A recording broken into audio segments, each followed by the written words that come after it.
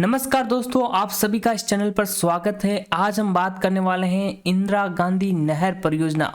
Very important topic है। आप सभी को मालूम है कि ये कितना इंपॉर्टेंट टॉपिक है। हर एग्जाम में इससे संबंधित एक सवाल जरूर पूछा जाता है। तो आज हम इस वीडियो में फुल डिटेल्स इसके बारे में डिस्कस करेंगे। किसी भी एग्जाम की आप तैयारी कर रहे हैं, अगर आप इस वीडियो को एंड तक देखेंगे तब मेरा मानना है कि आपका एक भी सवाल अगर इस इंदिरा गांधी नहर परियोजना से पूछा जाएगा तो आप जरूर बता पाएंगे। कोई भी आउट ऑफ सिलेबस आपके लिए अब कुछ नहीं रहेगा। तो चलिए आज की इस वीडियो की शुरुआत करते हैं। ये जो आपको स्लाइड दिखाई दे रही है, इसका हर एक लाइन क्वेश्चन बनता है एग्जाम में। तो जानते हैं, एक एक के बारे में डिस्कस करते हैं। तो इंदिरा गांधी नहर का उद्गम कहाँ से होता है? सबसे पहले एग्जाम यही पूछा जाता है एग्जाम में। इसका उद्गम होता है व्यास और सतलज नदियों की संगम पर हरिके बैराज से।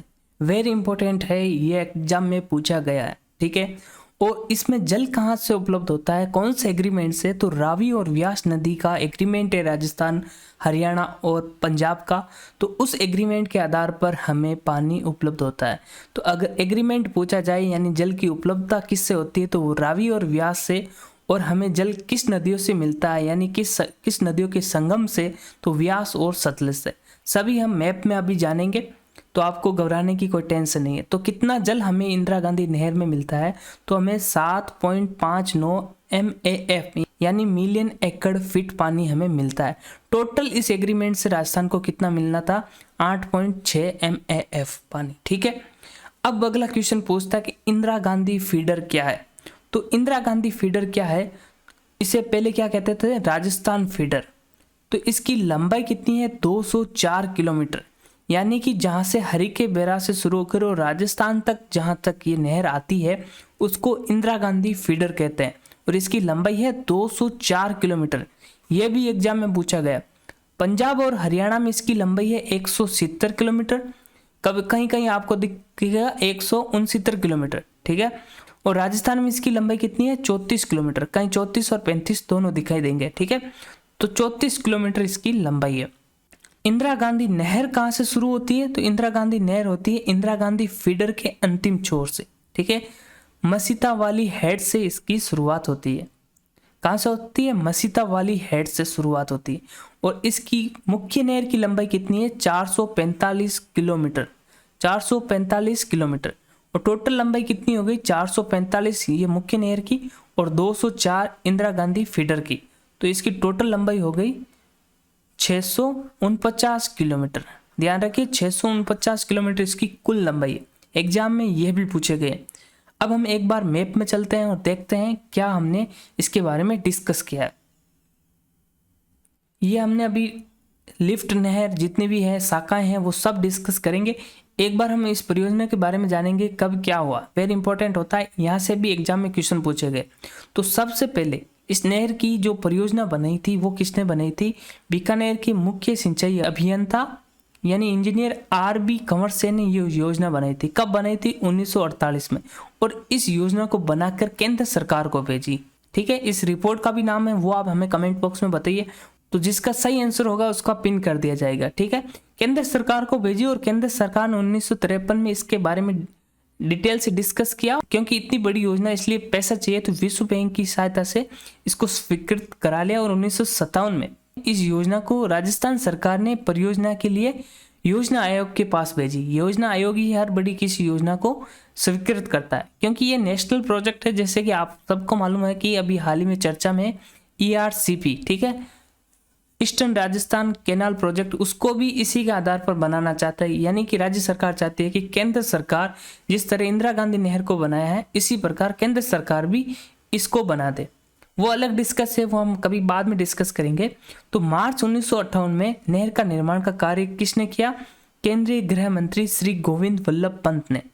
इसका कार्य कब शुरू हुआ? मार्च 1958।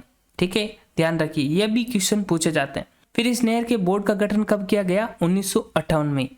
और इसके पहले अध्यक्ष कौन थे? श्री कंवर सिंह, जो इसके इंजीनियर थे।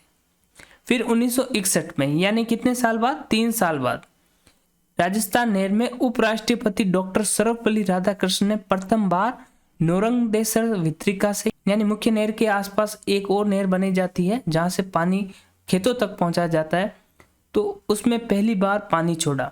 ये भी इम्पोर्टेंट है, किसने बनाई?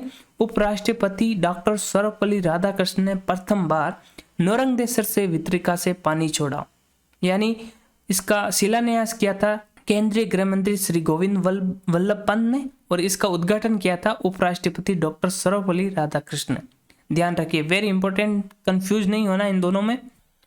और फिर 1963 में जी, यानी कि पहले इसकी शाखाएं बनी गई थी, जो इसका पश्चिमी क्षेत्र है वहां पर इससे नहरी परियोजना शामिल की गई। बाद में इसके जो पूर्वी क्षेत्र है यानी नागौर, सीकर, यहाँ तक पानी पहुंचाने की योजना शुरू की गई और वो 1963 में शुरू हुई।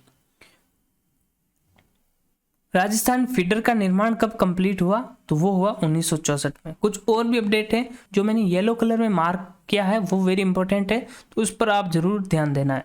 और ये भी क्वेश्चन पूछा गया कि 1968 में प्रथम लिफ्ट नहर कौन सी थी? लूणकरणसर लिफ्ट नहर, जिसे अभी क्या कहते हैं? कंवरसेन लिफ्ट नहर।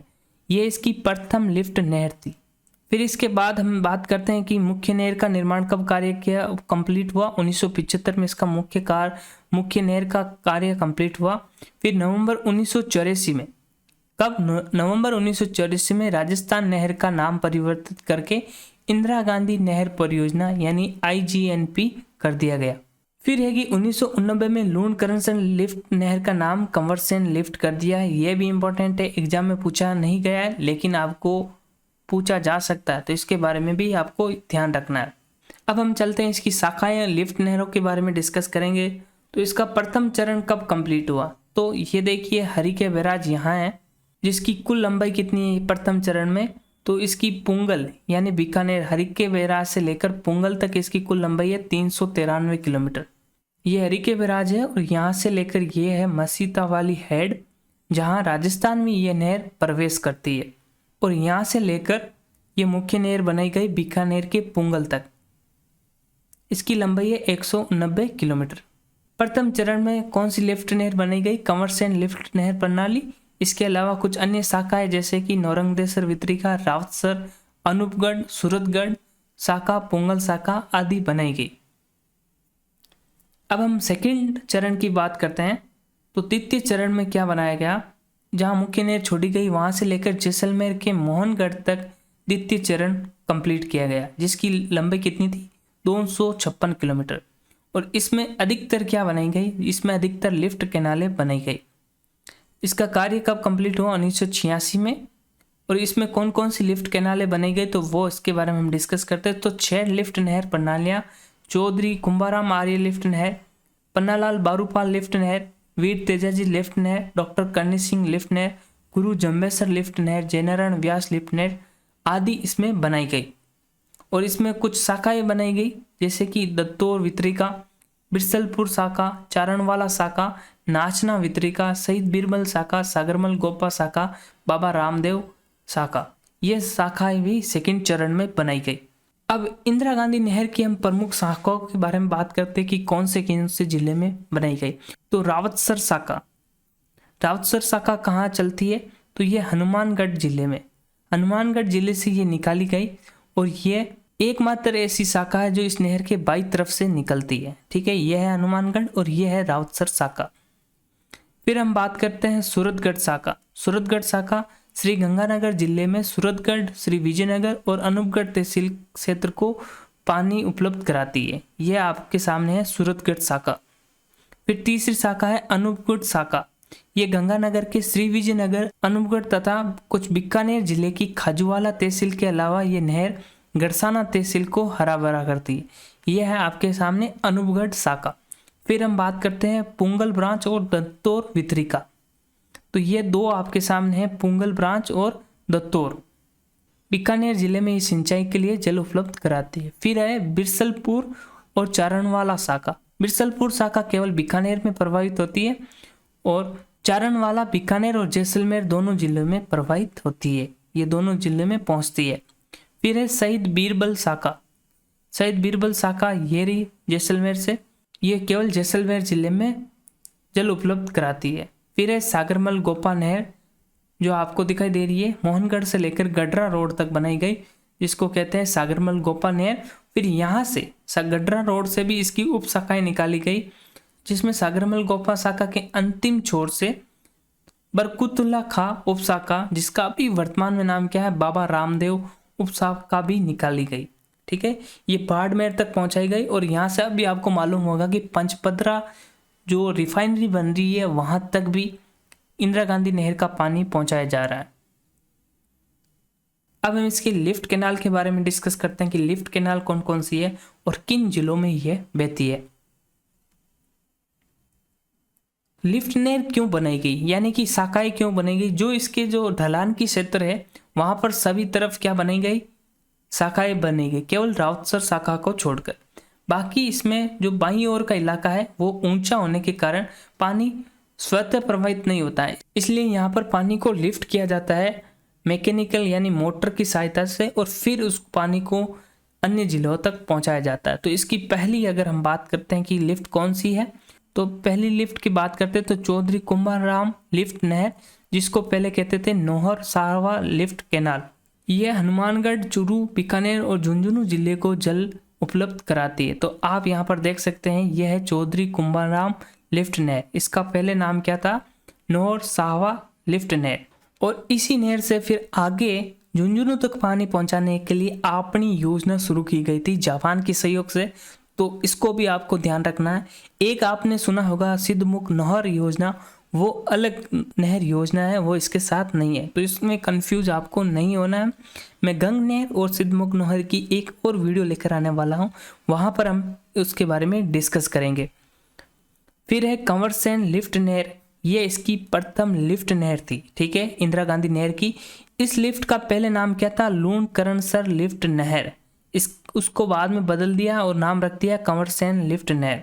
तो यहाँ पर आप देख पा रहे हैं यह है कंवरसेन लिफ्ट नहर। ये गंगानगर और बीकानेर दोनों जिलों में जल उपलब्ध कराती है, और ये योजना की 7 लिफ्ट में सबसे लंबी लिफ्ट नहर है। ये भी एग्जाम में पूछा गया है। इसकी लंबाई कितनी है, 151.64 किलोमीटर ये लंबी है। तीसरी बात करते हैं वो है बन्नालाल बारूपाल लिफ्ट नहर, जिसको पहले कहते थे गजनेर लिफ्ट नहर। ठीक है, ये बीकानेर और नागौर जिले में जल उपलब्ध कराती है। इससे निकलने वाली कानासार वितरिका से नागौर जिले में बीकानेर जिले के कोलायत व कुछ गांवों में पानी दिया जाता है केवल पेयजल के लिए। ठीक है, फिर हम बात करते हैं चौथी लिफ्ट नहर के बारे में, वो है वीर तेजाजी लिफ्ट नहर, जिसको पहले भेरूदाल छालानी यानी बांगड़सर लिफ्ट नहर से जाना जाता था। ये केवल बीकानेर जिले में जल उपलब्ध कराती है। फिर पांचवी नहर की बात करते हैं, वो है डॉक्टर करनी सिंह लिफ्ट नहर, जिसे पहले कहा जाता था कोलायत लिफ्ट नहर, जो जोधपुर और बीकानेर जिले में जल उपलब्ध कराती है। आप यहाँ पर रेड कलर में देख रहे हैं, यह है डॉक्टर करनी सिंह लिफ्ट नहर। फिर छठवीं लिफ्ट नहर है गुरु जम्बेसर लिफ्ट नहर, जिसको पहले कहते थे फलोदी लिफ्ट नहर, जो जोधपुर, बीकानेर और जैसलमेर तीनों जिलों में जल उपलब्ध कराती है। आप यहाँ पर देख रहे हैं ब्राउन कलर में यह नहर है गुरु जम्बेसर लिफ्ट नहर। और आखिरी हमारी लिफ्ट नहर है जय नारायण व्यास लिफ्ट नहर, जिसको पहले पोखरण लिफ्ट नहर कहा जाता था। ये जैसलमेर और जोधपुर जिले में जल उपलब्ध कराती है, आप यहाँ पर देख रहे हैं। और गुरु जम्बेसर लिफ्ट नहर से आगे जोधपुर में जो नहर जाती है उसका नाम है राजीव गांधी लिफ्ट नहर, वो हम आगे डिस्कस करेंगे।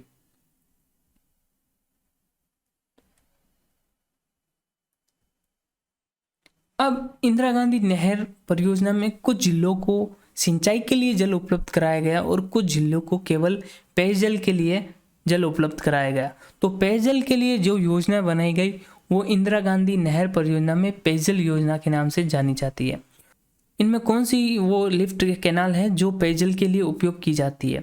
तो इसमें सबसे पहले है कंवरसेन लिफ्ट परियोजना, जो केवल बीकानेर जिले में लूणकरणसर तहसील में सिंचाई सुविधा उपलब्ध कराती है। बाकी सब जगह ये केवल पेयजल के लिए यूज की जाती है।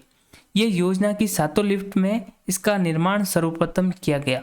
और इस लिफ्ट नहर का उद्घाटन किसने किया? मुख्यमंत्री श्री मोहनलाल सुखाड़िया ने 1968 में।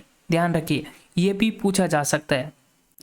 और इस नहर को कहते हैं बीकानेर शहर की जीवन रेखा, यानी बीकानेर में जो पानी उपलब्ध होता है वो इसी योजना से उपलब्ध होता है। फिर सेकंड योजना है वो है राजीव गांधी लिफ्ट नहर, योजना, जिसे जोधपुर लिफ्ट नहर योजना कहा जाता था, और इसे हम जोधपुर की जीवन रेखा कह सकते हैं। कायलाना झील है जोधपुर में, वहां पर इसी लिफ्ट नहर से पानी उपलब्ध होता है।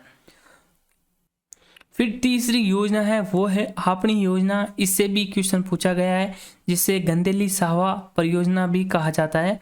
यह हनुमानगढ़, चूरू एवं झुंझुनू जिले के कस्बों को पेयजल उपलब्ध कराती है। ये योजना किसकी सहायता से शुरू की गई? तो ये योजना जर्मनी की कंपनी की वित्तीय सहायता से आरंभ की गई। इसके प्रथम चरण में चूरू और हनुमानगढ़ जिले के 370 गांवों में, और द्वितीय चरण में चूरू और झुंझुनू जिलों के अन्य कस्बों में पेयजल के लिए जल उपलब्ध कराया गया। अब हम बात करते हैं परियोजना के क्या क्या लाभ हुए, राजस्थान को इससे क्या फायदा मिला है। ये हम इसलिए डिस्कस कर रहे हैं क्योंकि कई बार आपको जैसे आरएस का एग्जाम हुआ, वहाँ पर आपको रिटर्न में लिखना पड़ सकता है, तो इसके लिए भी हम डिस्कस करेंगे। तो परियोजना से लाभ क्या हुआ? तो इससे हमें महिलाओं को जो कई किलोमीटर दूर पैदल पानी लाना पड़ता था वो अब दूर हो गया है, और इंदिरा गांधी नहर के आसपास हरी पट्टिकाओं का निर्माण किया गया है जो मरुस्थल को विस्तार होने से रोकती है। इसके अलावा ये आज जो सिंचाई के माध्यम से जो राजस्थान के पश्चिमी क्षेत्र में कृषि में जो योगदान किया है वो अतुल्य है। इससे लगभग 17 लाख पिछले 5 वर्षों में अगर देखें तो औसतन 17.21 लाख हेक्टेयर क्षेत्र में सिंचाई हुई है, जहाँ पर करोड़ों रुपए का यहाँ पर खाद्यान्न उत्पादन हुआ, जिसमें 700 करोड़ का आप देख सकते हैं गेहूं हुआ है, और 1600 करोड़ का चना उत्पादन हुआ। इसके अलावा बहुत सारी यहाँ पर खाद्यान्न का आप देख सकते हैं, विवरण पढ़ सकते हैं। इसके अलावा यहाँ पर इसकी कुछ नहरों से, जैसे कि सूरतगढ़, बरसिंहसर, रामगढ़ और गिरल में यहाँ पर कुछ ऊर्जा परियोजना का भी निर्माण किया गया है। यहाँ पर बिजली बनाई जा रही है, और जो गिरल है वहाँ पर उद्योग है, वहाँ पर पानी का भी उपलब्ध कराया जाता है। जो इसके आसपास जैसे सूरतगढ़ थर्मल प्लांट है, वहाँ पर भी इंदिरा गांधी नहर का पानी उपलब्ध कराया जा रहा है। और अभी हाल ही में जैसे कि आपको मालूम है पचपदरा रिफाइनरी है, वहाँ पर भी इंदिरा गांधी नहर का पानी उपलब्ध कराया जाएगा। इसके अलावा अंतर्राष्ट्रीय सीमा पर जो तैनात सैन्य बल है वहाँ पर भी इसी नहर से आपूर्ति होती है। अकाल जो राजस्थान में पड़ता था उसी कारण से पहले गंग नहर बनाई गई, फिर उसी के सफल होने के बाद ही इंदिरा गांधी नहर बनाई गई, यानी कि अकाल को रोकने के लिए ही इंदिरा गांधी नहर का निर्माण हुआ। तो अकाल की स्थितियों की समाप्ति हुई और इसकी वजह से आर्थिक गतिविधियों में वृद्धि हुई। और हमने जो ये वीडियो में सोर्स लिया है वो सुजस राजस्थान की जो ई बुक्स है वहाँ से लिया है, और यह आर्टिकल लिखा है अनिल कुमार साक्य का, जो जनसंपर्क अधिकारी है गंगानगर, इनका ये आर्टिकल है। तो हमें काफ़ी कुछ डिटेल इससे संबंधित हमें मिली है, और लगभग सुजस से ही एग्जाम में क्वेश्चन पूछे जा रहे हैं, तो इससे बाहर कुछ भी नहीं है। इसके अलावा इंदिरा गांधी नहर से हमें नुकसान क्या हुआ है, हम कह सकते हैं कि समस्या क्या खड़ी हुई। ज़्यादा इससे हम नुकसान देखते नहीं हैं, तो हम डिस्कस करेंगे सेम की समस्या, वो भी एग्जाम में पूछी जाती है। इंदिरा गांधी नहर परियोजना के शुरू करने के कुछ सालों बाद सेम की समस्या देखने को मिली। अब सेम की समस्या क्या होती है? ये इसका जो एरिया होता है सेमग्रस्त क्षेत्र का, वो चारों तरफ से नीचे होता है, ठीक है। इसमें सतही और भूमिगत जल निकासी का अभाव होता है, यानी कि जो बरसात का जल आता है वो बाहर नहीं जा पाता है और जो जमीन के ऊपर ठहर जाता है। इसके अलावा इंदिरा गांधी नहर में जो पानी बहता है वो रिसाव होता है, वो नीचे जाकर अंडरग्राउंड होकर ऊपर चला आता है, वापस ऊपर घूम के ऊपर चला आता है, क्योंकि इसका जो लेवल है वो ऊपर है और इसका लेवल जो नीचे, तो ये घूमकर वापस ऊपर आ जाता है, जिसकी वजह से जो जमीन के अंदर का मिनरल्स है वो भी ऊपर आ जाता है और जमीन को अनउपजाऊ बना देते हैं। यानी कि जो जमीन में NaCl है उसकी मात्रा ऊपर आ जाती है और जमीन को धूसर बना देते हैं। इसकी वजह से बरसात का पानी भी वापस नीचे नहीं जाता है और ये ज़मीन दलदल हो जाती है, किसी काम की नहीं होती है। इसी को सेम की समस्या कहते हैं। इसको रोकने के लिए क्या किया जा रहा है? तो सेमग्रस्त इलाकों में ट्यूबवेल का निर्माण किया जा रहा है सरकार के माध्यम से, ताकि जो पानी है उसको निकाल कर इंदिरा गांधी नहर की अन्य इलाकों में पहुंचाया जाए। इसके अलावा पंप का निर्माण किया जा रहा है, ड्रेन का निर्माण किया जा रहा है, जो इस सेम समस्या को आंशिक रूप से तो निदान कर रहा है, लेकिन वापस यहाँ पर पानी वापस वो हालात बन रहे हैं। इसके लिए फिलहाल साइंटिफिक स्टडी करवाई जा रही है कि इसका परमानेंट कैसे इलाज किया जा रहा है। तो गाइज ये थी इंदिरा गांधी कैनाल प्रोजेक्ट। तो आई होप आपको पूरी डिटेल मिल गई होगी। आपको ये वीडियोस पसंद आते हैं तो इस वीडियो को लाइक और शेयर, और आपका कोई क्वेश्चन है तो वो कमेंट बॉक्स में जरूर बताइए। फिर मिलते हैं आपके साथ नेक्स्ट वीडियो में, तब तक धन्यवाद। जय हिंद, जय भारत।